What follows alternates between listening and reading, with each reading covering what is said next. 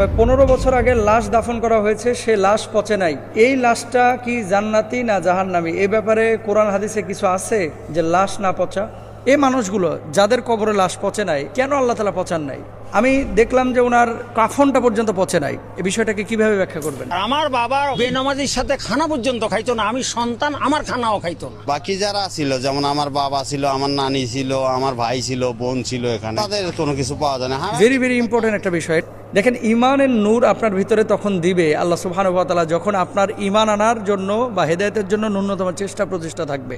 রংপুরের এই চাচার নাম আব্দুস সামাদ, 15 বছর আগে মারা গিয়েছেন। তিনি নাকি অত্যন্ত আল্লাহওয়ালা ছিলেন, মানুষকে নামাজের জন্য ডাকতেন, হারাম খাইতেন না এবং কখনো মানুষের সাথে কোনো ভেজালে জড়াতেন না। 15টা বছর হয়েছে, লাশ এখনো পচে নাই। এই লাশ না পচা, এটাও কিন্তু একটা জান্নাতি মানুষের আলামত। কারণ মাটি মানুষের শরীরকে খেয়ে ফেলবে, এটাই স্বাভাবিক।